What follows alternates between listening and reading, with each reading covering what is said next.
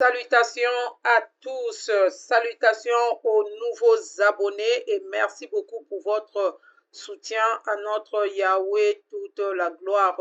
Merci aux anciens abonnés, je vous salue pour votre persévérance, pour l'amour que vous avez pour la vérité. En fait, on vient juste chaque fois parler, défendre la doctrine de notre Yehoshua Hamashiach. Voilà un peu les amis, vous et moi, nous sommes là pour l'amour de notre Yehoshua Mashiach parce que nous aimons la vérité. Aujourd'hui, nous allons parler des critères qui prouvent que vous êtes dans une bonne église. Donc, dans votre église, comment savoir si vous êtes dans une bonne église? Quels sont les critères qui prouvent? Je ne dis pas que tout ce que je vais dire ici, c'est la majorité des critères, mais en tout cas, c'est la base qui prouve que vous êtes dans une bonne église. On revient après ce générique et à très bientôt. Bonsoir Yahweh TV. Bonsoir Yahweh TV. Votre émission, les amis de la vérité. Les amis de la vérité. Les amis de la vérité. Abonnez-vous massivement. Pour ceux qui vont nous rejoindre, sachez que dans Bonsoir Yahweh TV, nous défendons la sainte doctrine. Et dans cette émission, les amis de la vérité, nous pouvons aussi apporter la lumière sur une doctrine ou aussi dénoncer les œuvres des ténèbres comme nous recommande la parole.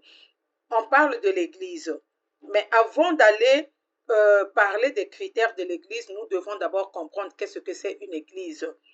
Selon les hommes, selon Wikipédia par exemple, l'Église, dans son premier, est dans le christianisme, l'assemblée des croyants. Donc l'Église, c'est une assemblée de croyants. Vous voyez, tout court. L'Église, c'est une assemblée des croyants. Donc un édifice où les chrétiens célèbrent leur culte. Église, c'est un édifice, une maison où les chrétiens célèbrent leur culte. Donc là où les chrétiens se rassemblent pour célébrer leur culte, c'est ce qu'on appelle l'église. Donc ça, c'est vraiment dans le domaine de nous tous là. Voilà. Donc, mais que nous dit la Bible? Que nous dit la Bible? D'abord, avant d'arriver là, on va parler de différentes églises. Il y a combien de différentes églises, sortes d'églises, c'est-à-dire de regroupements, si on peut, des branches, si on peut dire ça comme ça. La première branche est le catholicisme. Le catholicisme, comme on dit, le catholique, l'église catholique. Ça, c'est la première branche. Et puis vient le christianisme orthodoxe et le protestantisme. Les protestantismes, c'est là où on prend avec sa branche évangélique. Donc, c'est dans les protestants, c'est là où est né les églises évangéliques. Voilà. Donc, mais la majorité des églises là sont vraiment tous dans des bâtiments. Donc, souvent, la plupart des gens, des églises plutôt, ils construisent des grandes églises.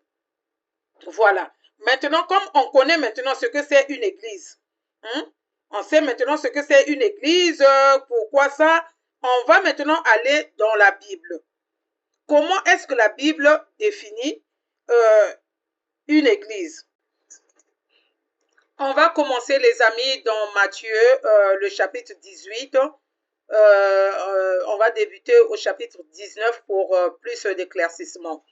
Donc, je vous dis encore que si deux d'entre vous s'accordent sur la terre pour demander une chose quelconque, elle leur sera accordée par mon Père qui est dans les cieux. Car là où deux ou trois sont assemblés en mon nom, je suis au milieu d'eux. Donc là, on voit déjà que le Seigneur nous parle. Quand vous êtes deux, vous êtes d'un commun accord, vous êtes ensemble, vous vous accordez pour demander quelque chose à notre Yehoshua ou bien pour faire un culte à notre Yahushua, le Seigneur nous dit que ce que vous allez demander, elle vous sera accordée par le Seigneur, parce que là où 2 ou 3 sont assemblés en son nom, lui, il est au milieu d'eux. Vous voyez, les amis, donc ça, c'est d'abord une partie. Là, on vient maintenant dans la Bible, qu'est-ce que le Seigneur, comment le Seigneur nous parle de l'Église et comment est-ce qu'il voit, lui, l'Église. Comme on peut aussi lire toujours dans la parole de notre Yahushua Hamashiach, dans Matthieu, le chapitre 16, le verset 18. Donc, nous sommes bien dans Matthieu, le chapitre 16, le verset 18. Et moi, je te dis que tu es Pierre. Là, c'est Jésus qui parlait à Pierre. Et que sur cette pierre, je bâtirai mon église. Et que les portes du séjour des morts ne prévaudront point contre elle. Là, le Seigneur parle de hommes. Vous voyez, Pierre, c'est pas une roche. Hein? C'est pas la roche dont le Seigneur parle ici. Le Seigneur parle des hommes. Donc, Pierre, sur cette roche, je bâtirai mon église. Vous comprenez? Donc, l'église, ce sont des hommes, moi je comprends ce verset biblique. Parce qu'on dit, pourquoi je le dis que ce sont des hommes? Parce que le verset continue et dit, et que les portes du séjour des morts ne prévaudront point contre elles. Vous voyez, est-ce que vous pensez qu'un bâtiment, votre église, donnons que votre église s'appelle Kemoswa Yahushua TV, est-ce que votre église peut connaître la mort? Est-ce que votre église va aller au séjour des morts? Est-ce que votre église va connaître un jugement? Donc, si on parle à partir de ce verset biblique, on peut comprendre que là, le Seigneur parlait de nous autres comme des pierres vivantes. Donc, cela va se confirmer, les amis. On va lire le passage qui va nous confirmer que ce passage-là, c'est ce que ça veut bel et bien dire. Là, nous sommes dans 1 Corinthiens, le chapitre 3, le verset 9. Car nous sommes ouvriers avec Dieu, vous êtes le champ de Dieu, l'édifice de Dieu. Vous comprenez? Nous sommes l'édifice de Dieu. Nous sommes l'édifice de Dieu. Donc, là, on va nous dire que c'est les immeubles qui sont en France, les immeubles de Londres, des États-Unis, de la Côte d'Ivoire, de la RDC, de Brazzaville, du Gabon.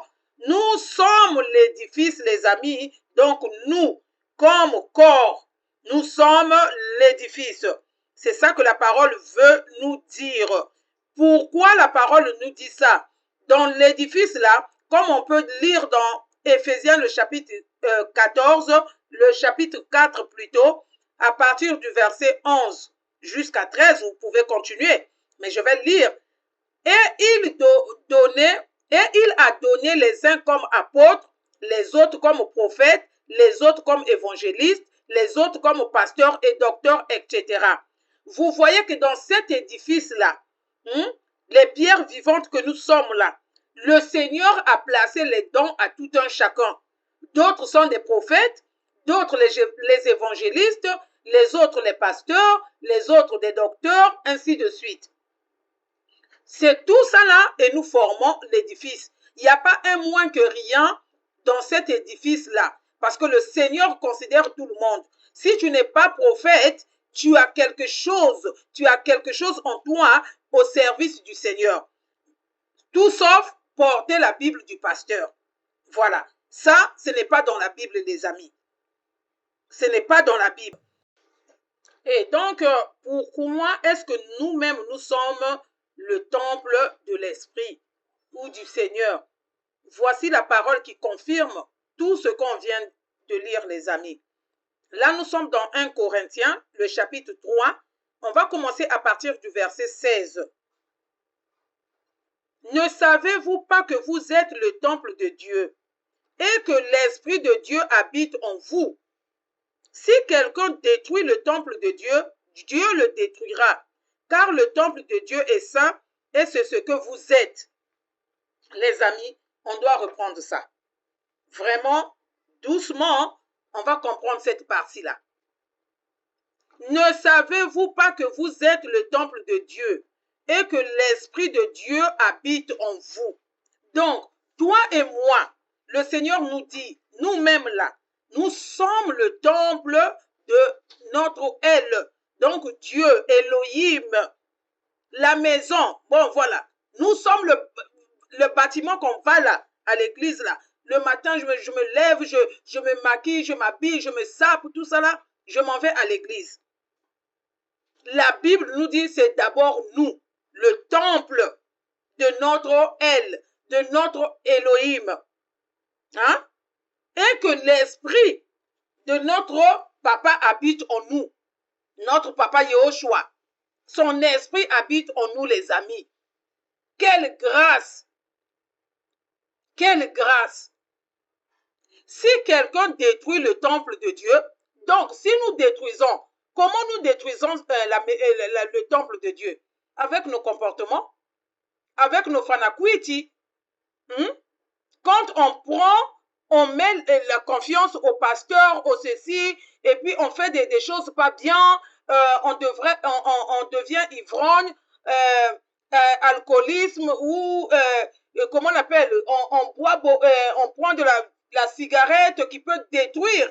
Parce que quand tu prends beaucoup de cigarettes, ça détruit tes poumons, mais tu es en train de détruire le temple de notre Yehoshua.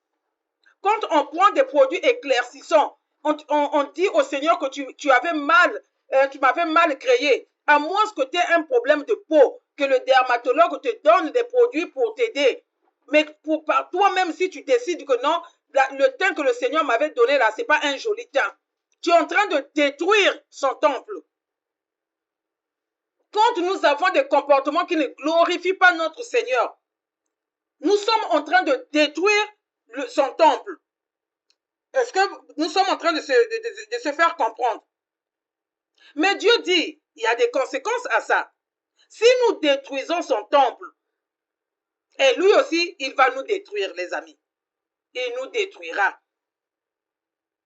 Car le temple de Dieu est saint. Il y a un verset biblique qui dit, soyez saints, car moi, votre Père, je suis saint. Parce qu'on dit, car le temple de Dieu est saint, et c'est ce que vous êtes. Est-ce que Jésus ne sait pas, notre Elohim ne sait pas que nous sommes sur la terre, on peut pécher? Mais il y a des péchés où quelqu'un s'assoit, décide d'aller faire un péché. Avec toute sa conscience. Vous voyez? Parce qu'on dit quand tu tombes, ne reste pas là où tu es tombé. Relève-toi vite. Voilà. Donc là, d'abord, on parle du temple, donc on ne va pas aller plus loin. Nous sommes le temple de notre El, de notre Elohim, de notre Dieu, les amis. Là, il nous dit, si on détruit son temple là, il va nous détruire aussi. Voilà, c'est ce verset-là qui vient confirmer que nous sommes réellement le temple. Donc, les pierres dont on a parlé, c'est les pierres vivantes. C'est nous autres. C'est pour cela qu'il dit que là où 2 ou 3 s'assemblent à mon nom, je suis au milieu d'eux. Donc, c'est d'abord nous, l'Église. L'Église, c'est d'abord toi-même. L'Église, c'est d'abord moi. Ce n'est pas le bâtiment. En fait, ces bâtiments-là, c'est un lieu qui nous permet, comme les pierres vivantes, d'aller se retrouver. Comme il dit, là où 2 ou 3. Voilà. Mais ce n'est pas ça, ce bâtiment-là, qui est vraiment une église que le Seigneur prend en considération. Parce que quand il va juger, il ne va pas juger le bâtiment. Votre maison qui est construite, je ne sais pas, avec des pierres, je ne sais pas comment là. Tout ça là, le Seigneur ne va pas juger un bâtiment. Mais le Seigneur viendra juger toi et moi. On passera. Qu'as-tu fait sur terre? Donc c'est nous, l'église, le temple de notre Elohim. Cette parole est vraiment réelle, les amis. Prenons encore 2 Corinthiens, le chapitre 6, le verset 16. Quel rapport y a-t-il entre le temple de Dieu et les idoles? Et les gens vont me dire, ah, tu n'as pas entendu? Ils ont parlé du temple de Dieu. Allons-y, les amis, doucement. Car nous sommes le temple du Dieu vivant. Quel rapport y a-t-il entre le temple de Dieu et les idoles? Car nous sommes le temple du Dieu vivant. Comme Dieu l'a dit, j'habiterai et je marcherai au milieu d'eux. Je serai leur Dieu et ils seront mon peuple. Est-ce que Dieu va marcher avec les temples que nous construisons avec nos mains? Donc, là, il dit car nous. Donc, vous voyez, juste pour arriver, qu'on puisse voir que le temple dont on nous parle là, ce n'est pas le temple. Donc, quand je dis que les critères qui prouvent que vous êtes dans une bonne église, c'est-à-dire vous, comme les pierres vivantes, pas comme votre bâtiment. Voilà.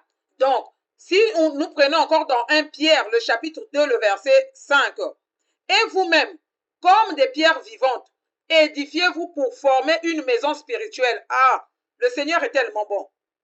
Comme vous-même, comme les pierres vivantes. Hein? Ce n'est pas les pierres du ciment.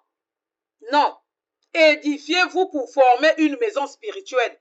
Est-ce que ton bâtiment peut édifier quelqu'un? Peut former une maison spirituelle? Un saint sacerdoce, écoutez bien, afin d'offrir des victimes spirituelles agréables à Dieu par Jésus-Christ. Là, on comprend qu'on parle vraiment l'église, c'est vraiment nous, le temple, c'est nous. Le bâtiment là, ce n'est pas ça. C'est d'abord nous. Voilà. Et les gens vont me dire, Jésus même lui-même, il rentrait au temple. Jésus même avait chassé les gens au temple, dans la cour du temple là qui vendait des pigeons. Les amis, il faut savoir que Jésus, quand il était sur terre, il était encore sous la loi. Donc, quand vous voyez Matthieu, à partir de Matthieu, tout ça là, jusqu'à sa mort, c'était encore la loi. Vous comprenez? Il est venu abolir, accomplir, c'est ce qu'on avait vu dans une émission. Il est venu accomplir. Mais pour accomplir là, il fallait qu'il monte sur la croix. Hein? Quand il a dit le voile, tout est accompli, le voile a été déchiré.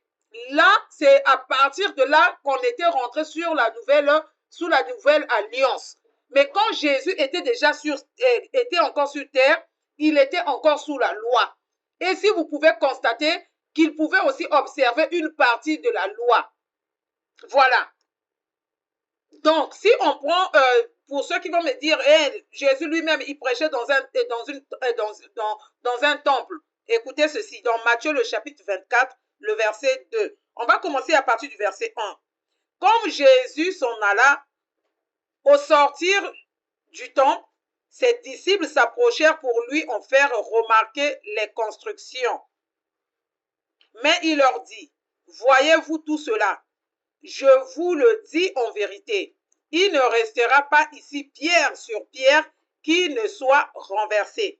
Là, le Seigneur ne parle pas de la pierre qu'il a parlé dans l'autre verset sur Pierre et de l'apôtre pour dire, sur cette pierre, je bâtirai mon église. Donc ça, c'est la pierre où tu prends du ciment, tu prends l'autre là et puis tu fabriques, voilà, tu construis la maison. Et qu'est-ce qu'on peut remarquer ici? Que c'est ce qui se passe aussi de nos jours. Les gens regardent plus des belles églises, des beaux bâtiments. Hein? Et puis, les pasteurs, là, c'est comme s'ils ont reçu la mission de construire des bâtiments et non les hommes. Donc, chacun devait avoir une grande église, méga church à l'américaine, parce que ça vient des États-Unis. Et dedans, ils vont mettre même les lumières qu'on trouve dans des boîtes de nuit. Vous comprenez, les amis? La sonorisation, c'est-à-dire les gens mettent beaucoup d'argent sur ce qui n'est pas salutaire. Et vous, comme des Alléluia, Amen, c'est ce que vous aimez. Oh, nous, viens dans notre église. Notre église est belle. Si tu vois notre église là même, ça dépasse pour Kembosoa Yahweh TV là-bas. Ça dépasse pour les amis de la vérité. Notre église, c'est ci. Notre église, le nom là. Tout ça là. Et notre église se trouve dans le monde entier. Des bâtiments. Et Jésus ici dit, il ne restera pierre sur pierre parce qu'il sait que ce n'est pas ça qui est salutaire. Ce n'est pas ça dont il a besoin. Mais il a besoin de nous comme les pierres vivantes. Vous comprenez les amis? Et Jésus s'assit sur la montagne des Oliviers et les disciples vinrent en particulier lui faire cette question. Dis-nous, quand cela arrivera-t-il et quel sera le signe de ton événement et de la fin du monde? Vous pouvez remarquer ici, pour la plupart du temps, quand le Seigneur enseignait les apôtres, ils ne se trouvaient, pour la plupart du temps, ils étaient dehors, sous l'arbre, quelque chose comme ça. Et c'est là qu'il enseignait même. Donc, en toute simplicité. Hein, les amis, en toute simplicité. Donc, c'est ça, les amis. Étant encore sous la loi, Jésus aussi a observé la loi. Comme on peut voir dans Luc, le chapitre 5, le verset 14. Jésus donne cet ordre à l'homme. Ne dis rien à personne, mais va te montrer au prêtre. Tu offriras le sacrifice que Moïse a commandé. Ainsi que tous auront la preuve que tu es guéri. Vous voyez? Donc là, il a observé la loi. Parce que dans la loi, quand on te guérit, il faut aller donner un sacrifice. Mais sous la grâce, on ne peut plus faire ça, les amis. On ne peut plus faire ça sous la grâce. Donc c'est ça, les amis. Jésus lui-même, dans Jean le chapitre 2, le verset 19, hein, quand les Juifs ont pris la parole, quand les Juifs lui ont posé la question, Jésus a répondu aux Juifs, détruisez ce temple et en 3 jours, je le releverai. Les gens ont cru que quoi? Oh, notre bâtiment que les Moïse, que ça nous a pris tellement du temps, notre Babylone, toi, 40 ans, toi en 3 jours, tu vas rebâtir ce temple-là. Vous voyez, quand je vous dis, on doit ouvrir, même c'est la Bible qui nous a dit ça, hein, on doit ouvrir notre intelligence spirituelle, les amis. Eux, les Juifs n'ont pas compris que Jésus parlait de son propre corps. Vous voyez que lui-même, il se considérait comme temple. Et il dit, nous aussi, nous sommes des temples. Quelle maison bâtirai-je? Quelle maison que j'habiterai-je? C'est-à-dire, Jésus n'habite pas dans la maison faite d'hommes. Donc, si vous avez des méga churches, si vous avez votre bâtiment, cela vous permet juste pour vous assembler, pour éviter le soleil, la pluie, mais vos pasteurs là, hein, ont fait de ces temples-là leurs marchandises, leurs boutiques plutôt, et vous, leurs marchandises. Vous rentrez dedans, vous êtes où? Notre temple là, il s'est climatisé, tout ça. Est-ce que vous qui êtes dedans, vous ressemblez au beau bâtiment que vous avez là? Parce que c'est vous, c'est nous, les pierres vivantes. Est-ce que là où tu rentres, si c'est beau, est-ce que tu ressembles à ce bâtiment-là, ton cœur? Est-ce que ce pasteur-là a vraiment la parole et c'est un appelé vraiment? Qu'est-ce qu'il vous donne comme la nourriture? Et c'est sur ce point-là, les amis, qu'on va commencer à voir les critères, comment on peut savoir que nous sommes dans une bonne église. En tout cas, où on voit des lettres. Parce que là, on doit vraiment voir ça à la lumière de la parole. Après tout ce que je vous ai cité, ce que c'est l'église, selon d'abord les hommes et selon la Bible. Maintenant, on peut voir. Donc, pour connaître la bonne église, c'est l'église qui vit la réalité de l'évangile. Donc, en commençant par votre pasteur lui-même.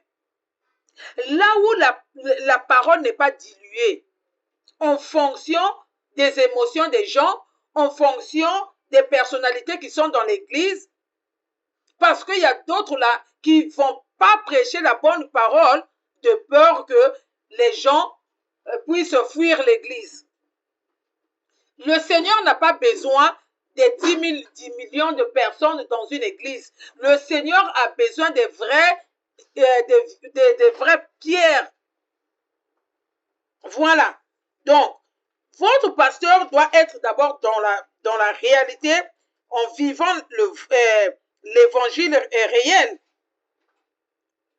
Ce n'est pas l'appellation ou la grandeur de l'église qui compte, les amis. Ce n'est pas notre église là, non. Ça, on ne parle pas de ça. On parle de la vie spirituelle. On parle de la parole prêchée. Hein? Donc, l'église doit être établie sur le fondement des apôtres, les amis. Les apôtres ont déjà laissé des fondements. On n'a plus de fondements à venir compléter. Voilà. Nous, on vient seulement, on se base sur ces fondements-là. Sur la révélation de la mort et de la résurrection de notre Yehoshua. C'est ça, les amis. C'est ça, cette église qui vous parle vraiment, qui prône l'œuvre de la croix. Comme on peut lire ça dans Éphésiens, le chapitre 19, le chapitre 2 plutôt, les amis, désolé. On commence à partir du verset 19 jusqu'à 21. Ainsi donc, vous n'êtes plus des étrangers, ni des gens du dehors, mais vous êtes citoyens des saints, gens de la maison de Dieu. On n'a pas dit vos bâtiments, hein. Vous avez été édifiés sur les fondements des apôtres et des prophètes, Jésus-Christ lui-même étant la pierre angulaire, les amis. En lui, tout l'édifice bien coordonné s'élève pour être un temple saint dans le Seigneur. Vous voyez, les amis, que ici, on nous répète encore que nous sommes des édifices. Donc, une église qui n'est pas fondée sur le fondement des apôtres, dites-vous que cette église n'est pas vraiment avec l'église du Seigneur. C'est l'église de votre pasteur. C'est sa boutique. C'est des mots, les amis. Vous ne voulez pas entendre ça, mais longtemps on parlera, on vous dira ça. Voilà, même les enseignants savent que, les professeurs savent que la répétition est pédagogique. Donc, on va vous répéter ça à chaque fois. Une église où règne le Seigneur, le pasteur doit avoir une vie de foi et de détermination. Il doit toujours mettre Yehoshua en avant. Ah, ça c'est difficile, les amis. On voit les pasteurs ici sont devenus des rois. Jésus-Christ est derrière. Alors que Jésus-Christ devait être au centre de toutes choses. Hein? Si votre pasteur se met toujours devant et le nom de Christ derrière, les amis, fouillez. Vous voyez des panneaux publicitaires. Venez recevoir votre miracle. Est-ce que Jésus, quand il passait, si vous lisez votre Bible, est-ce qu'il envoyait des gens là-bas pour aller dire aux gens, venez ici, Jésus dit, allez dans tel coin, venez recevoir votre miracle. Vous allez voir sur les panneaux là, hein, surtout en Afrique, ça pollue toute la ville. Chaque pasteur a son panneau publicitaire. Et vous allez voir des photos shop. Il n'y a pas de bouton. Et à côté, First Lady est là. Maman pasteur. Les amis, c'est devenu comme les publicités de l'autre là que je ne veux pas citer. Si vous allez en RDC, à Kinshasa, à Brazzaville, les amis en Côte d'Ivoire, vous allez voir des panneaux. Évangéliste ministériel, je ne sais pas de quoi. Hein? Prophète des nations expérimentés en miracle. Venez samedi au stade recevoir votre miracle. Les amis, si vous êtes dans un endroit comme ça là, prenez vos jambes à vos coups, courez. Avec vos enfants, sortez. Parce que Jésus-Christ n'est pas au centre. C'est Jésus qui décide qui guérir, qui ne pas guérir. C'est lui qui décide est-ce que ce jour-là, quand vous allez être ensemble, s'il va parler ou s'il ne va pas parler. Jésus n'est pas, tu prends ta télécommande, tu veux regarder telle chaîne, tu changes, et puis Jésus va être là. C'est comme des poupées là, qu'on voyait dans un film, quand on était des enfants là, c'était quel film même, où on piquait, et puis ça parlait là, vous voyez des vaudous. Souvent, c'est les vaudous, les poupées vaudous là. C'est comme ça qu'on fait. Jésus n'est pas un vaudou. Que vos pasteurs là vont mettre des panneaux publicitaires. Et maintenant à la télé, venez recevoir le pasteur, le bishop évangélique qui quitte tel pays, qui quitte la France, qui quitte Burundi, qui quitte le Rwanda, qui quitte le Congo. Venez recevoir votre miracle. Vous allez, voilà, les sourds vont entendre, les aveugles vont voir, les malades seront guéris. Et ce monsieur-là, ou la madame là va venir, tapis rouge, c'est lui qui prend toute la gloire. Regarde comment les gens sont en train de se prosterner devant cette personne. Les amis, si vous voyez une telle personne, c'est l'un des signes qu'il n'est pas avec le Seigneur. Oui, il n'est pas avec le Seigneur. Parce que l'homme qui est avec le Seigneur là, il va se fasser. Il n'y aura même pas de publicité. Vous allez entendre, waouh, dans un coin, ils sont en train de faire campagne d'évangélisation. Et quand vous arrivez, waouh, je passais seulement, j'ai entendu les gens chanter. Voilà. Jésus, on ne le commande pas, les amis. On ne peut pas commander Jésus. Donc, ça fait partie des signes qui va vous montrer que ces personnes-là ne sont pas avec le Seigneur. Comme vous pouvez remarquer, dans vos églises-là, il y a certaines églises où on voit la photo du pasteur. Si tu es dans telle église, la cour, sors. Oh, la photo du prophète, comme le prophète Branham. Les amis, tu es dedans là. Prends tes jambes à ton cou, sors. Jésus ne peut pas partager sa gloire avec une personne. Seul Jésus, Yehoshua, qui doit être prêché, qui doit être élevé. Si vous êtes dans une église, les amis, quand le pasteur rentre, tout le monde doit se lever. Acclamez le Seigneur, notre pasteur arrive, tout ça là. Et puis derrière, devant ou derrière, il y a quelqu'un qui porte la Bible du pasteur.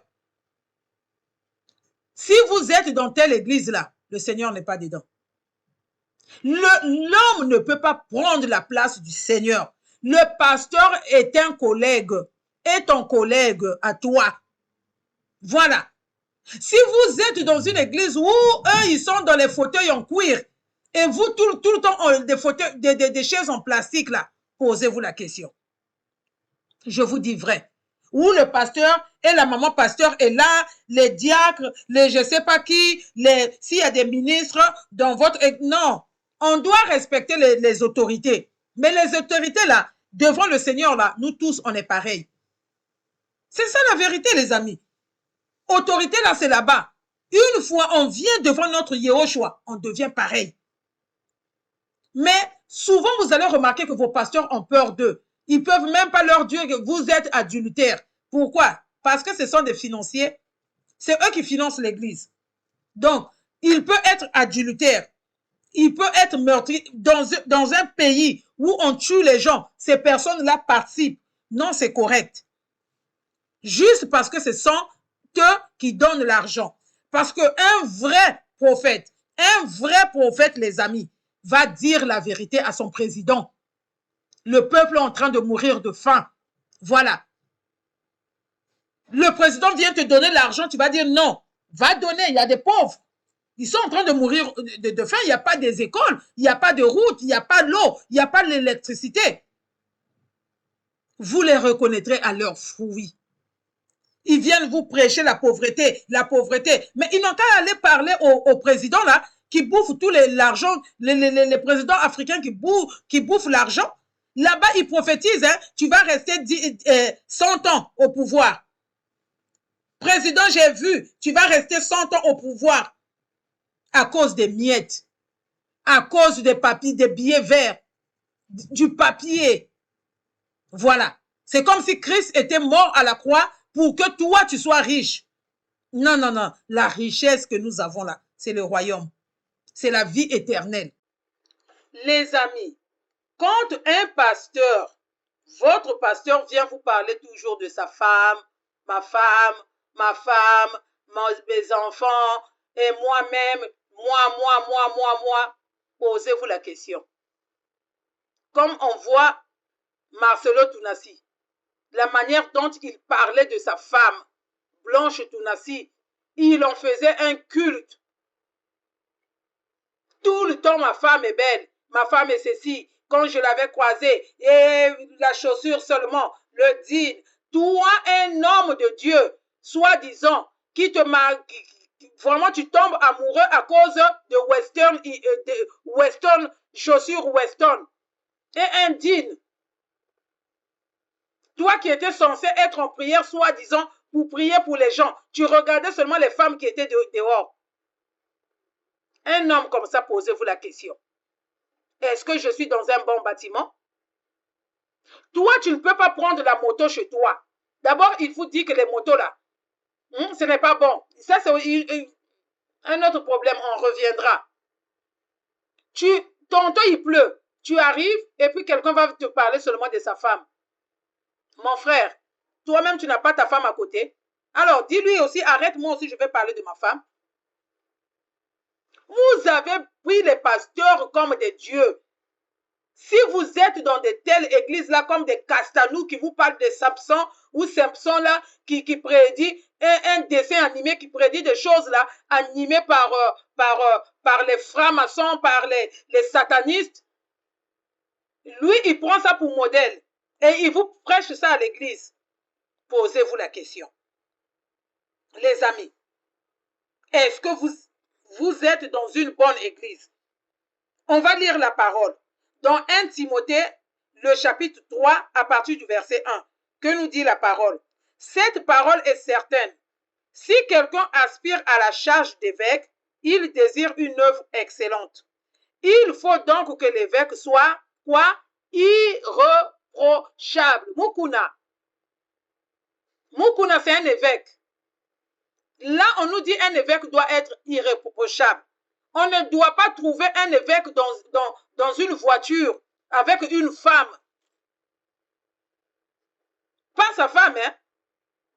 La femme du défunt pasteur, son collaborateur qui était mort, faisant du chantage à cette jeune femme-là pour une histoire du parcelle.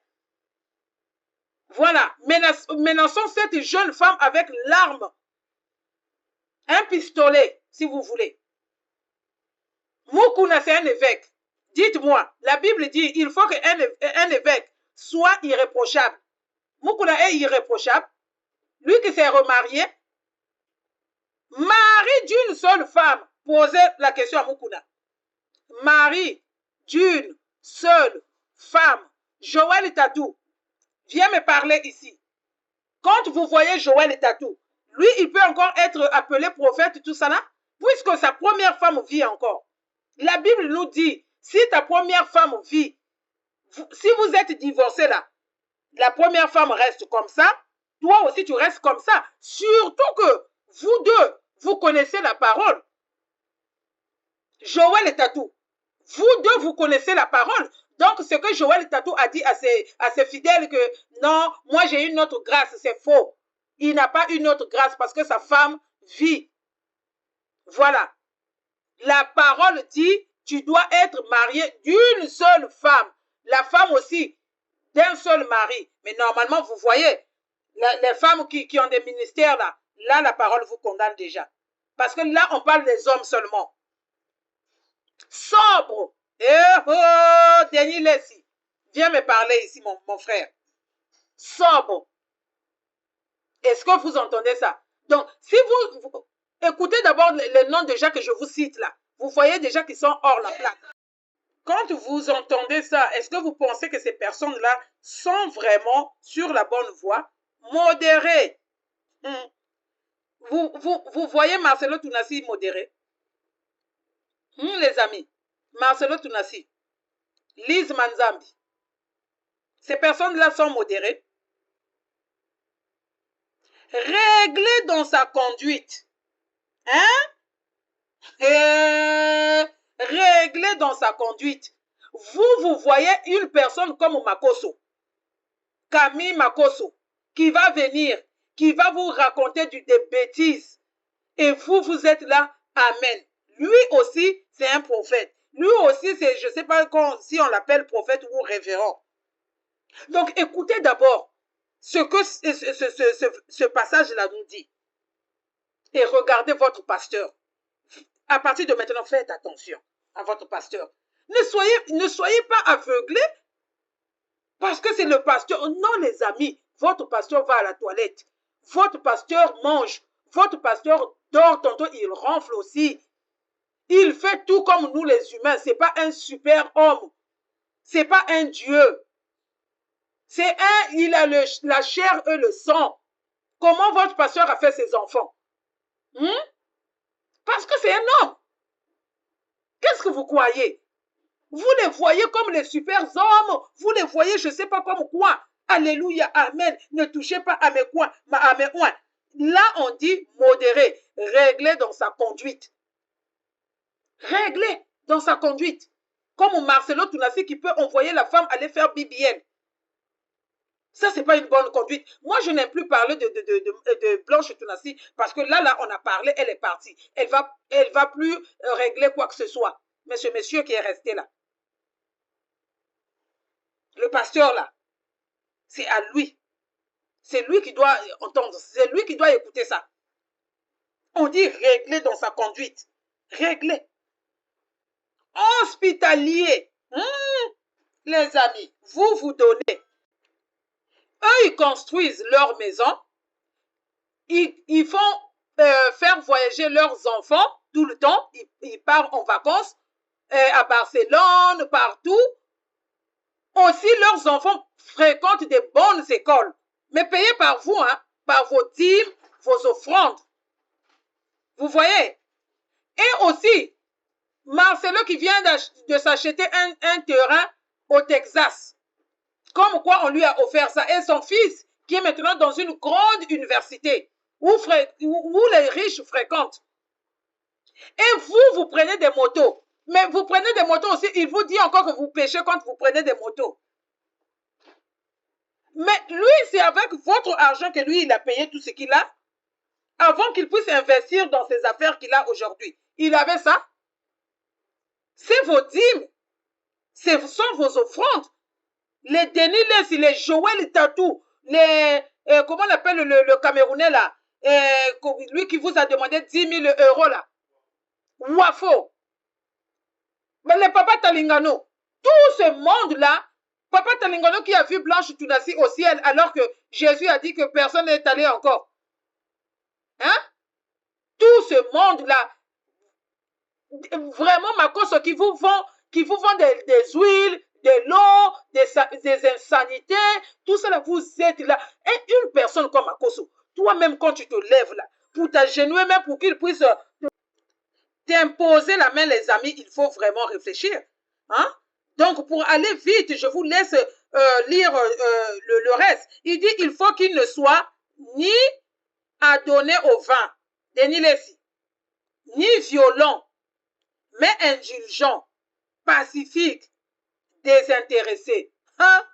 Vous voyez vos pasteurs là, ils sont désintéressés, les amis.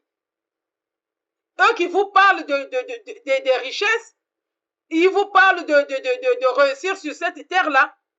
Ils veulent avoir des voitures de dernier cri. Ils vous montrent leur diète privée. Ils sont désintéressés. Si vous êtes dans ce genre d'église-là, faites attention à vous. Sinon, sortez vite, vous et vos enfants. Hein? Les pasteurs, là, on va parler des finances, les amis.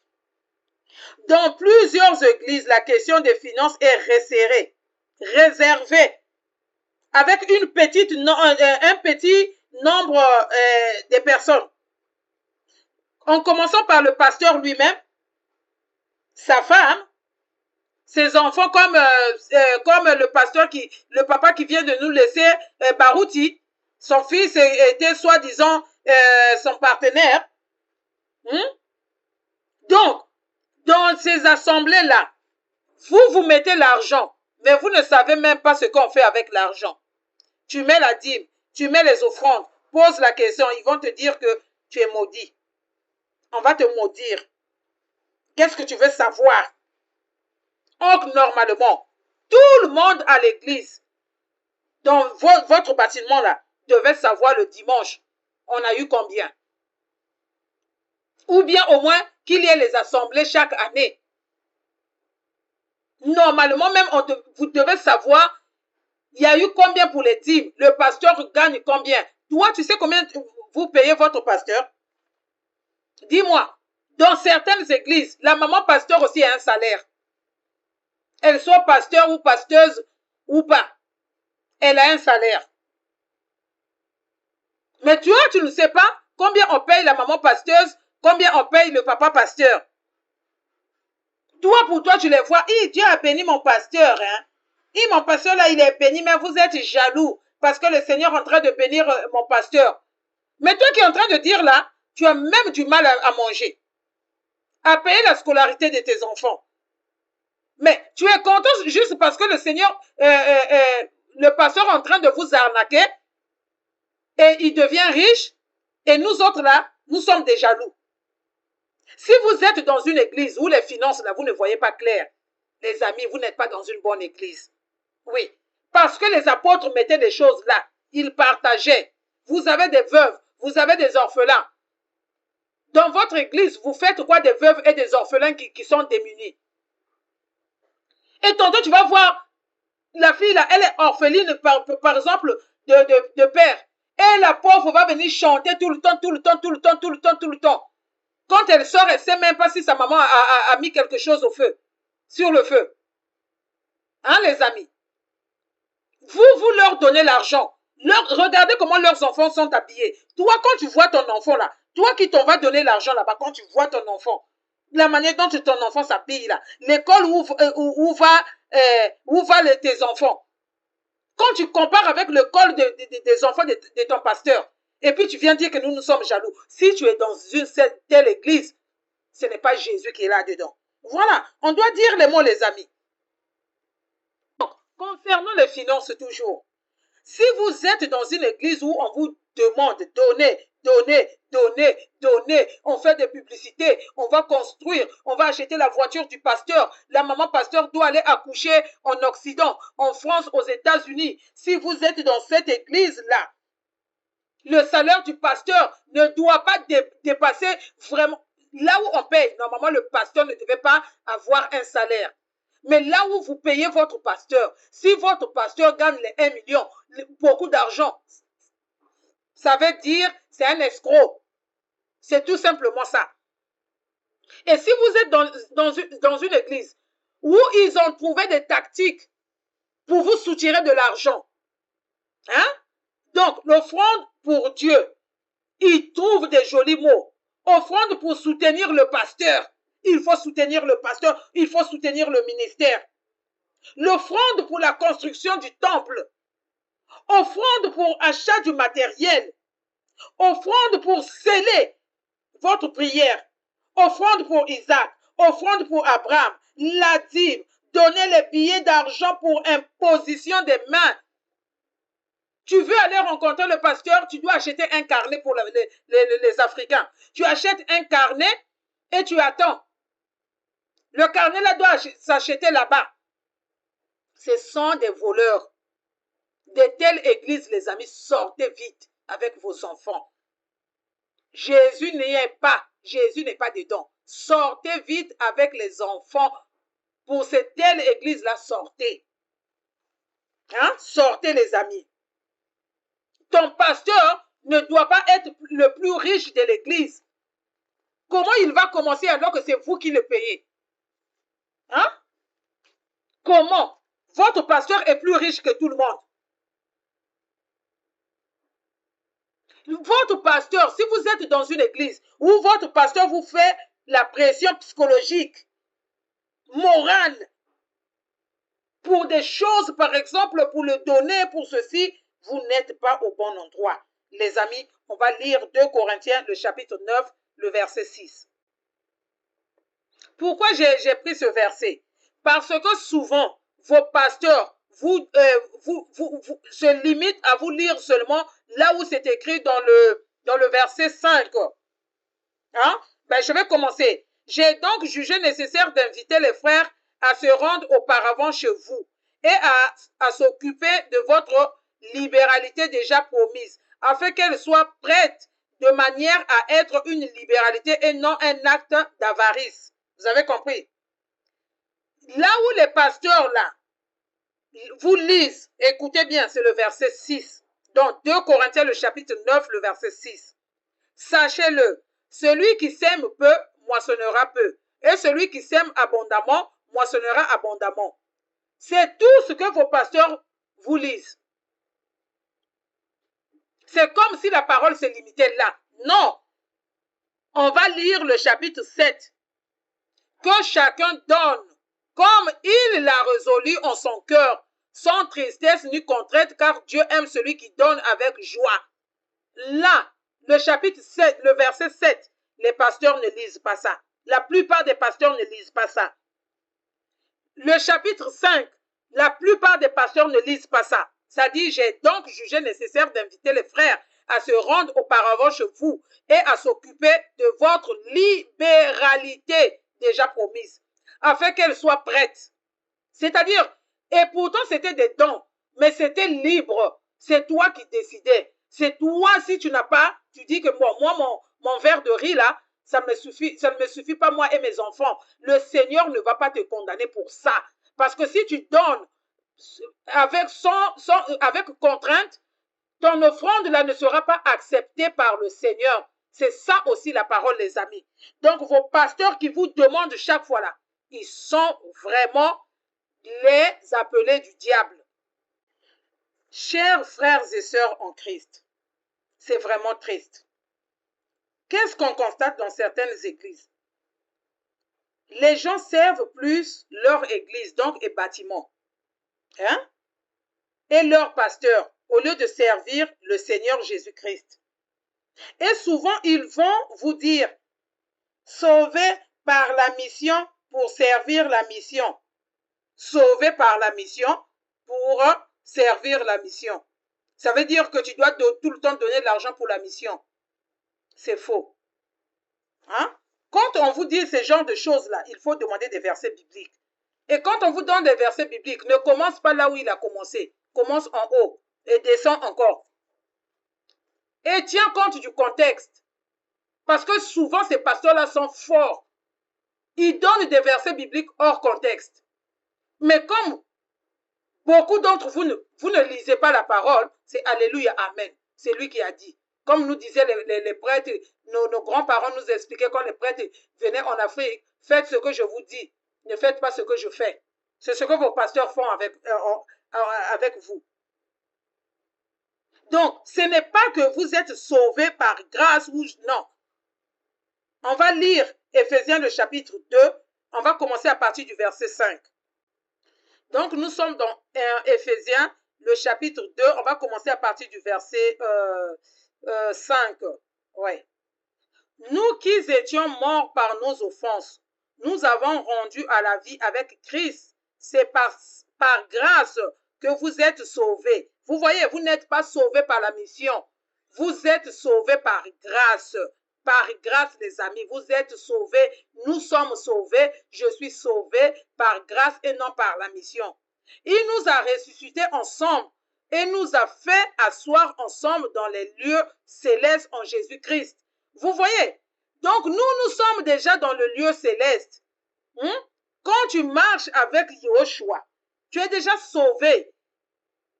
Et nous sommes déjà là-haut. Ça ne veut pas dire que si tu pêches, c'est normal. Non, sauvé par grâce là. Sauvé une fois là. Moi, je ne suis pas dans cette théorie-là. Quand tu es sauvé, tu es sauvé. Même si tu t'en vas faire des BBL, tu es mort là, tu es sauvé, tu es sauvé. Moi, je ne suis pas dans ça. Jusqu'à ce que je vais lire ça dans la parole. Mais cette théorie-là, moi, pour l'instant, là, je ne suis pas dans ça parce que je n'ai pas encore trouvé des versets bibliques qui disent que si tu es déjà sauvé, c'est fini.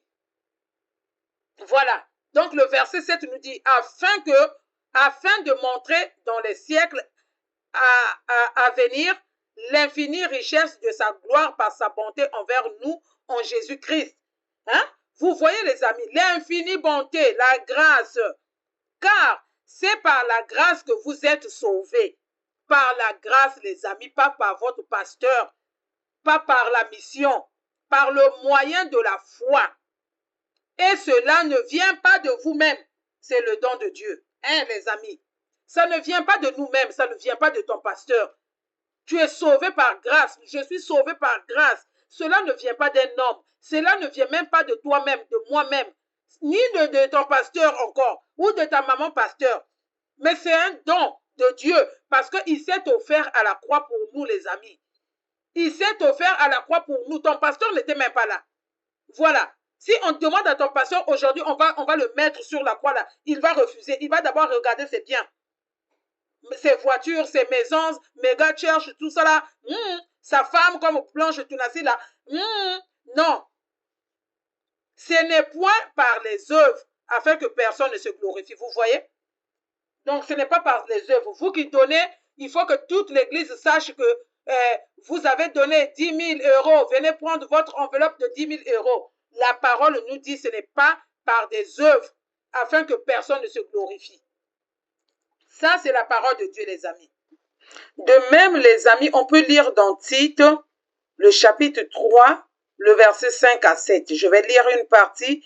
Vous pouvez continuer, les amis. Il nous a sauvés, non à cause des œuvres de justice que nous aurions faites, mais selon sa miséricorde, par le baptême de la régénération et le renouvellement du Saint-Esprit. Là, les amis, ce que la Bible nous dit, tout simplement que nous sommes sauvés par Yahushua pour le servir, lui seul, et non une église, et non un pasteur, et non une dénomination. Les amis, on ne doit plus se mettre sous un joug. Ton pasteur est devenu ton joug. Alors que le Seigneur est mort à la croix afin que nous soyons libres. Pourquoi nous ne pouvons pas comprendre que ces pasteurs-là, certains pasteurs, des vendeurs d'illusions, des commerçants spirituels, ceux qui se disent être des riches alors qu'ils sont pauvres, selon la parole de Dieu, sont en train de vous manipuler. Et vous êtes dans des salles d'attente pour l'enfer. On vous fait rire comme n'importe quoi. On vous parle de leur vie. Ils vous parlent de leur vie. Comme ils veulent. Si tu ne veux pas, tu sors de son église. Sors de mon église. Vous entendez pas ça? Vous n'entendez pas ça? Hein, les amis? Christ nous a déjà affranchis. Christ nous a déjà affranchis. Sortez vite de ces églises-là où on vous montre, c'est comme si votre pasteur, c'est lui qui est mort à la croix pour vous. C'est pour cela que vous venez chaque fois défendre, et non la parole de Dieu, et non Christ, mais vous venez défendre même dans les commentaires vos pasteurs, parce que vos pasteurs sont devenus vos idoles. Les amis, on doit faire très attention, car pour ça, le Seigneur va sévèrement nous juger. Il ne donne pas sa gloire, il ne partage pas sa gloire. Comment vous pouvez comprendre maintenant cette parole qui est dans Galates, le chapitre 5, le verset 1? C'est pour la liberté que Christ nous a franchis. Demeurez donc fermes et ne vous laissez pas mettre de nouveau sous le joug de la servitude. Hein, les amis? Comment est-ce que la parole peut être vraiment, je ne sais pas, hein? Même dans ta langue maternelle, même quand on te parle là, c'est comme si, mais non, ça, vraiment, vous êtes déjà loin, loin, loin, loin. Les esprits des papas pasteurs là et maman pasteur là vous ont déjà captivés. Sincèrement, les amis, il y a un moment là, quand nous sommes humains, tu t'arrêtes aussi, tu te poses des questions. est-ce que je suis sur la bonne voie? Mais puisque la Bible est notre boussole, on doit regarder, est-ce que ce que le monsieur dit, est-ce que ce que la maman pastoresse me dit là, est-ce que ça se trouve dans la Bible? Si oui, il cite ou elle cite les versets bibliques, est-ce que la personne ne cite pas ça hors contexte? Là, par exemple, on vous dit, si vous donnez beaucoup, vous allez beaucoup recevoir. Mais le verset qui suit là, le chapitre 7 de ce verset-là, qui dit que donnez librement là, là, ils ne vont pas vous lire ça. Hein? Ils ne vont pas vous lire ça. Vous avez pris vos pasteurs pour vos dieux. Malheur à vous. Car le jugement est proche. Si vous êtes dans l'église, les amis, où le pasteur est homme d'affaires, hein, qui, par ruse et par sagesse humaine, vous séduisent, vous demandent d'aller faire des affaires, au lieu de vous nourrir de la nourriture spirituelle, oui, on a besoin du physique, mais ceux qui vous disent que régnez sur la terre, vous allez devenir riche, vous êtes la tête et non la queue. Les amis, sortez de là. Sortez de là et vite avec vos enfants. Prenez vraiment vos jambes à vos coups. Courez. Ces pasteurs-là, vous allez remarquer, ils ont maintenant des manières de parler. Oui. Quand le pasteur parle, toi-même, quand tu écoutes le pasteur, un langage élaboré, hein, bien habillé, swag, des cheveux avec des gels. Il y a d'autres qui s'épilent. Donc, toi-même, tu vois que le pasteur est propre. Et quand il te demande 10 000 euros là, toi-même, tu te dis que lui-même, tout ce qu'il a porté là, ça vaut au moins 5 000. Voilà. Et toi, tu vas à la banque pour t'endetter. Le pasteur qui vous parle toujours de la réussite, du matériel, régner sur terre et du succès financier. Tu auras ton succès financier. Tu auras ton succès financier. Tu auras ton succès financier. Les amis, sortez de là. Sortez de là. Faites aussi attention aux pasteurs qui vous prêchent la réincarnation. Voilà d'autres affaires, Seigneur. La réincarnation, oh non, Yoshua, il s'était réincarné, tout ça là. Vous savez, il ne faut pas mélanger l'occultisme et la Bible. Il y a des pratiques qui se faisaient dans la Bible aussi que Jésus-Christ avait condamnées. Les apôtres ont condamné. Parce que ceux-là, c'était aussi des humains. Ils avaient aussi des coutumes. Quand vous entendez la cabale juive, mais c'est comme des sectes que nous avons ici de gauche à droite. Ça ne veut pas dire que tout ce qui est dans la Bible est salutaire. Pourquoi je le dis? Parce qu'il y a d'autres, c'était la vie courante aussi qu'on relatait. Quand on vous parle des pharisiens qui se levaient dans les coins pour prier là, vous voyez? Et pourtant la Bible dit qu'on ne doit pas faire ça, qu'on ne devait pas faire ça, mais ça y est aussi dans la Bible. Donc, avec la parole de Dieu, il y a aussi l'histoire. Il faut aussi prendre le contexte. Donc, il ne faut pas trop tout prendre pour se dire que, oh, non, quelqu'un a lu un livre quelque part de cabale juif, je ne sais pas de quel autre là, on a parlé de la réincarnation, tout ça là. Ils viennent, ils trouvent les versets dans la Bible. Il faut discerner. Il faut discerner. Concernant la réincarnation, il faut discerner. Faites attention aux églises où le pasteur croit être Jésus. On a vu ça au Bénin. Une femme s'est levée un jour, elle était Jésus. Et elle avait aussi des disciples.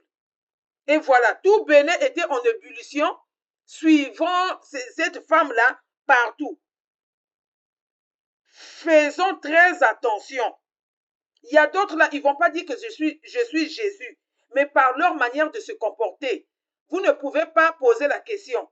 Demandez les finances. Dites, pasteur André, que le verset là, tu t'es trompé. Il va te faire sortir de son église. Dites-vous, celui-là, il a déjà pris la place de Jésus. Voilà. Les pasteurs où ils sont en haut et vous êtes en bas là, les amis, ils ont déjà pris la place de Jésus.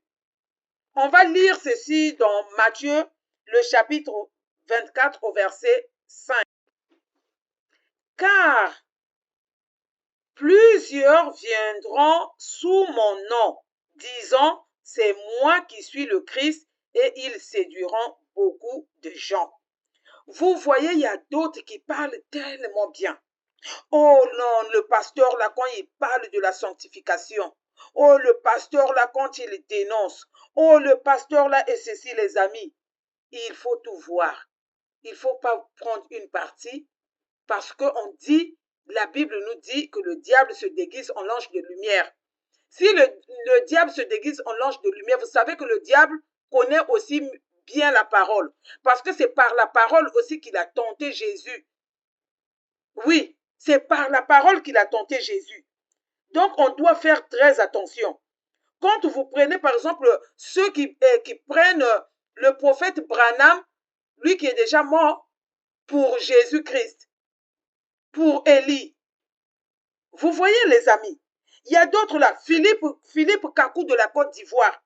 Lui aussi, il s'était proclamé, je ne sais pas, Jésus ou Jésus, des trucs comme ça. Quand tu prends comment on appelle le chinois là, Yang Zhang, lui aussi, il s'était proclamé Jésus de la Chine. Vous voyez, beaucoup, il y a d'autres qui ne disent pas que je suis Jésus, mais par leurs œuvres. Vous voyez, ils sont orgueilleux comme les Marcelo Tounassi. Voilà, les pasteurs qui veulent être, c'est-à-dire efféminés aussi. Il y a des pasteurs, quand tu le vois, tu ne sais pas si c'est une femme, c'est un homme, mi-figue, mi-raisin, on ne sait pas. Ceux-là aussi, faites attention. Quand vous prenez les personnes comme Makoso, ce sont des loups ravisseurs. Vous devez vraiment faire attention. Je ne vais pas tout lire, mais vous pouvez lire maintenant le Éphésiens, le chapitre 4, le verset 11 à 16. Les amis, ça, je ne vais pas lire ça. Lisez, prenez la Bible et lisez. L'Église dont le Seigneur prend plaisir, c'est l'Église, c'est-à-dire, quand je parle d'Église, je parle de nous comme pierre vivante, qui a pour fondement la parole, les amis. Même si c'est difficile, même si cette parole est dure, même si ça vient nous toucher, notre personnalité, tout ça là, nous devons accepter la parole. C'est la parole seule qui doit être amen, et non la parole de l'homme de Dieu, des mamans pasteresses. Les amis, vous allez reconnaître que vous êtes pratiquement au bon endroit lorsque lui qui se nomme votre pasteur vous nourrit de la bonne nourriture spirituelle. Voilà. Et non, les enseignements de la prospérité. Régnez sur cette terre. Donnez et vous allez recevoir. C'est comme si Jésus était devenu une loterie. Hein, les amis? Non. Ça, si vous êtes dans une église où le pasteur vous dit ce genre de choses-là, posez-vous la question. Je ne pense pas que vous êtes au bon endroit. Là où on vous dit tout le temps ta maman est sorcière, ton papa est sorcier, c'est-à-dire ils brisent des familles parce que même si ton papa et ta maman sont des sorciers parce que ça existe. Mais Jésus aussi donne la sagesse, le discernement à ses serviteurs pour savoir transmettre le message. Pourquoi pas prier pour ces parents-là afin que le Seigneur puisse les délivrer?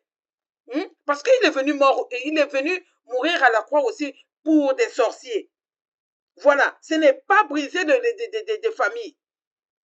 Si vous êtes dans une église où votre pasteur, c'est lui, votre papa, à qui vous devez vous confier, au lieu de vous confier à vos parents biologiques, là aussi, ça pose un problème. Il est là pour prendre conseil, côté spirituel, tout ça là, la parole, que dit la parole? Voilà. Mais s'il prend carrément la place de votre papa, la place de votre maman, là, posez-vous la question. Vous êtes maintenant votre confident est devenu votre pasteur ou bien votre maman pastoresse. Là, posez-vous la question, les amis. Dites-vous, est-ce que je suis bel et bien au bon endroit? Parce que la Bible aussi nous dit, surtout quand tu as des parents, même si tes parents ne sont pas chrétiens, ce sont tes parents. Regardez, tu veux te marier, c'est le pasteur qui va prendre la première place. Et tes parents tantôt sont derrière. Et le pasteur qui est là, bien assis, vous organisez une place vraiment, une bonne place pour le pasteur, un bon fauteuil pour le pasteur et sa femme. Et ton papa est assis sur une chaise en plastique. Ta maman est assise sur une chaise en plastique. Ce pasteur-là, c'est un gourou. Voilà le pasteur qu'on appelle les gourous. Parce que vous, les hommes que notre Elohim envoie, qui nous donnent la bonne nourriture, qui nous donnent de l'eau limpide. Non, non, ces personnes-là, c'est vos pasteurs gourous-là qui disent que non, voici les gourous. Alors que c'est bel et bien eux les gourous. Hein? Évitez là où on vous dit, vous allez vous épanouir. Vous allez vous épanouir. Non, les amis, le chemin du Seigneur est un chemin de la croix. Oui, si pendant ta marche chrétienne, tout va bien, tout est beau pour toi, pose-toi des questions. Oui, les églises, on dit, c'est pour s'épanouir. Oh, ici, nous, on vous met des jeux de lumière, et rap chrétien. Si vous êtes dans l'église où il y a des rap chrétiens, ou je ne sais pas, tout ce que vous trouvez dans le monde, là, vous trouvez ça là-bas. On vous dit qu'il faut que ça soit là pour garder des jeunes, pour ne pas qu'ils aillent dehors là. Non. L'évangélisation avec des danses. Non, non, non. Des chorégraphies bizarres là. Non, les amis, vous n'êtes pas au bon endroit. Voilà. Vous n'êtes pas au bon endroit. Là où on voit des jeunes femmes avec des mini-jupes, des robes serrées, des seins en l'air, tout ça là, mais ce sont des chantres.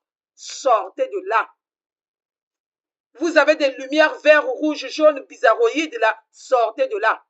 Vous avez des couleurs toujours violettes, des couleurs jaunes, façon, tout ça là, sortez de là. Ce sont des occultistes. Voilà les amis. Évitez les églises où le pasteur est un coach. Voilà une autre affaire. Une autre affaire. Les coachs là, les amis, on ne trouve pas les coachs en église, dans une église. Voilà. Frère Patrice est où? Moi, j'appelle toujours le frère Patrice parce que c'est lui qui nous a chanté. J'ai cherché le monde,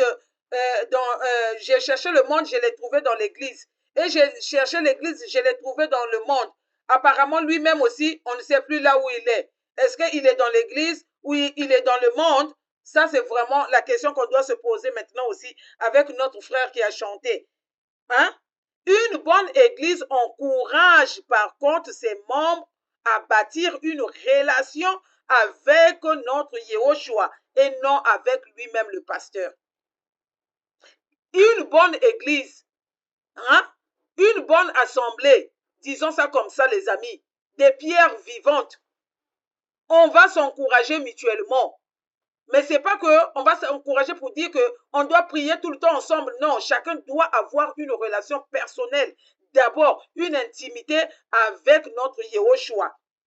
Si tu es dans une église où le pasteur te demande aussi d'aller consulter toi-même ton Dieu, au lieu de dire le Dieu de Mukuna, le Dieu de Walesa, le Dieu de Vincent, le Dieu de Marcelo, le Dieu de lui de Brazzaville, ce monsieur-là, Castanou, le Dieu, je ne sais pas, vraiment des Karambiri.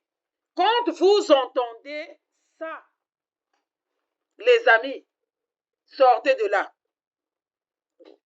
Sortez de là. Vous connaissez leur Dieu. Donc, parce qu'ils disent au nom de Jésus, c'est parce que vous voyez qu'il y a des miracles aussi. C'est parce qu'ils ont l'argent. Les Castanou la travaillent avec le gouvernement jusqu'à bloquer les autres qui ne peuvent même plus faire l'autre là, la communication parce que lui, il a déjà pris tous les marchés. Les amis, sortez de là.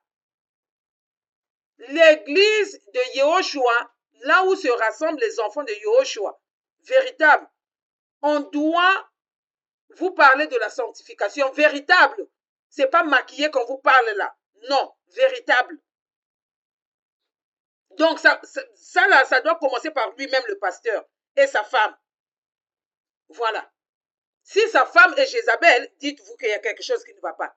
Si vous voyez que ces enfants sont dans des accoutrements, des modèles bizarres, des cheveux, dites-vous qu'il y a quelque chose qui ne va pas. Parce qu'on a lu ça. Lui-même, il doit savoir diriger sa maison d'abord avant de venir vous diriger, vous. Donc, si vous voyez cela, dites-vous qu'à peu près, nous sommes sur la bonne voie, à peu près. Voilà. Vous allez lire aussi dans Romains, le chapitre 8, le verset 29 à 30. Ça, vous allez lire ça. Donc, si vous êtes dans une église, frères et sœurs en Christ, où ces choses sont respectées, sans le confirmer, vous n'êtes pas loin d'être à une bonne place. Oui. Mais, ce qui est préférable, les amis, c'est d'avoir une relation d'abord personnelle, de méditer la Bible, au lieu de se confier aux hommes. Si l'Église n'est pas là pour donner des grandes responsabilités, quelqu'un qui vient d'arriver hier, comme la personne a l'argent, on le nomme diacre aujourd'hui, diaconesse aujourd'hui. Ça aussi, il y a un problème. Après, il y a des scandales. Ce n'est pas parce que le frère vient d'arriver ou la sœur, parce que la langue, voilà, la personne est éloquente, tout ça là, et puis le pasteur lui donne des titres. Ça là, c'est du marketing. Parce que le pasteur sait que cette personne-là va bien chauffer la salle, ou bien va aller bien parler de lui dehors pour ramener encore d'autres ouailles. Voilà. Donc, si vous êtes aussi dans une église où votre pasteur est tout le temps orgueilleux, moi, et puis prétentieux, sortez de là. Je vous dis, frères et sœurs, fuyez ce genre de pasteur, car leur fin est proche. Je vous dis, leur fin est proche. Une église où le péché n'est pas véritablement dénoncé. On dénonce ça d'une manière maquillée, d'une manière maquillée. Et vous aussi les fidèles, vous n'aimez pas ça. Si on vous dit ce que vous êtes en train de faire là, si on nous dit ce que nous sommes en train de faire là, ce n'est pas ça. Le pasteur là, là-bas là, ce n'est pas bon. Vous aimez là où vos péchés sont cachés. Voilà. Vous aimez là-bas. Regarde seulement mon argent, ne regarde pas ma vie. Ça ne te regarde pas. C'est ça que vous aimez. Moi, j'aime un frère, hein.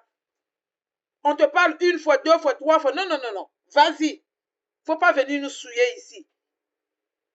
On trouve ça dur. Ça fait mal. Mais si c'est pour sauver ton âme là, vaut mieux ça. Parce que si on te fait ça, ça peut aussi te faire réfléchir. Parce que tantôt ce n'est pas le diable, tantôt c'est nous-mêmes. Les amis, on pose des actes, on est bien conscient. Une église où le péché n'est pas dénoncé, fouillé. Comme il y a d'autres qui ont des concubines, qui vivent en concubinage, ce sont des adultères. Le mariage, les remariés comme les Mukuna, beaucoup de pasteurs, les Joël et Tatou, voilà. Quand vous voyez par exemple l'impudicité régner, le vol, la pornographie, l'ivrognerie, comme comment on appelle ça, les Denis Lessi, lui au moins il dit ça publiquement. Fuyez les amis. Quand vous voyez les gens comme l'Élise Manzambi, qui a des problèmes conjugaux et qui se retrouve dans une boîte de nuit, elle qui est pastoresse, elle se retrouve dans une boîte de nuit pour décompresser. Fuyez. Ça, c'était... Quand Lise Manzambi avait fait ça, normalement, cette église devait fermer. Quelqu'un qui conduit toutes les gens derrière... Non, mais quand même. Et il y a eu encore des gens pour prier pour elle. l'église devait fermer. Vos bâtiments, là, je parle maintenant. Soit c'est elle qui devait se retirer avec les ministères qu'on invente maintenant là. Hein? Une bonne église laisse ses fidèles exercer librement leurs talents, leurs dons pour l'édification de l'église. Donc, là où on ne voit pas, il faut être le frère du pasteur, la fille du pasteur, le neveu du pasteur, le ceci du pasteur, l'adjoint du pasteur, c'est sa femme ou bien son neveu ou bien c'est son fils, hein, comme chez les Barouti. Là où l'église de Yahushua, nous les autres, les pierres vivantes, chacun, comme je vous ai dit, il y a d'autres sont des prophètes, tout ça là, pour l'édification de l'église. Là où on laisse les gens exercer librement. Bien sûr, quand on a des aînés dans la foi, on a les pères dans la foi qui peuvent un peu nous orienter aussi selon la parole et l'esprit. Qui peuvent prendre aussi le fouet pour nous fouetter spirituellement afin de nous ramener sur le droit chemin. Mais là où ça devient comme boutique familiale, et là, les amis, sortez. La femme, le papa est pasteur, la maman pastoresse, sortez. Ça, c'est une boutique. C'est leur entreprise. Dites tout ce que vous voulez, ça ressemble à ça. Merci beaucoup, chers frères et sœurs en Christ. En conclusion, une bonne église commence à la maison, en famille. Voilà. Une bonne, toi comme une église, toi comme un temple, moi comme une église. Il faut d'abord chercher la relation, à bâtir une relation avec ton Créateur. L'intimité. Le Seigneur peut aussi te révéler les choses comparées qui n'a pas révélé à ton pasteur. Voilà. Cherche l'intimité personnelle. Méditons la parole. Il faut qu'on soit beaucoup dans la prière. La véritable église, c'est d'abord nous-mêmes. Construisons d'abord nous-mêmes. Il faut d'abord que tu te construises toi-même. Voilà l'église que le Seigneur attend. D'abord toi, ton cœur, ta marche avec le Seigneur. Ne compte pas, non, je vais aller à l'église parce qu'il y a la foule, tout ça là. Non, c'est d'abord toi. Tu ne vas pas mourir le même jour, la même heure avec les autres. Chacun a son heure. Et chacun de nous rendra compte à son Dieu. Ton bâtiment ne va pas rendre compte au Seigneur. Même ton pasteur rendra compte à son Dieu. Et ne dis pas que ça le regarde, même s'il est dans un mauvais chemin. Non. Il dit, ne participez pas aux œuvres infructueuses, ténébreuses. Dénoncez-les. Ça aussi, c'est la parole, les amis. Quand tu finis de te rebâtir, maintenant, comme les pierres vivantes, vous n'êtes pas obligé d'être 40 000. Voilà. Même si vous êtes 5, que vous regardez sur une même direction, c'est-à-dire vous êtes tous centrés sur Yahushua. Ça fait partie des pierres vivantes d'une église. Et voilà, je ne sais pas si chacun de nous, nous avons retenu quelque chose concernant l'église. Qui est l'église? Qu'est-ce que l'église? Selon les humains et selon la Bible. Voilà, l'église charnelle et l'église spirituelle. Les caractéristiques qui nous prouvent que nous sommes ça semble être un bon endroit. Parce que nul est parfait. Mais il y a le minimum qui doit être là, qui nous prouve que non, ici au moins, je peux m'asseoir. Je sens quand même que je ne suis pas dans une salle d'attente pour aller en enfer. Qu'est-ce que nous avons retenu? Quand le Seigneur viendra, est-ce qu'il vraiment il nous dira, rentre mon fils, rentre ma fille, ou bien éloigne-toi de moi, je t'ai jamais connu. Ces églises, pas mal d'églises, sont des salles d'attente, droit en enfer. Et quand vous prenez ce bus-là, ce train-là, il n'y a pas d'arrêt, les amis. C'est vers, jusqu'à la destination.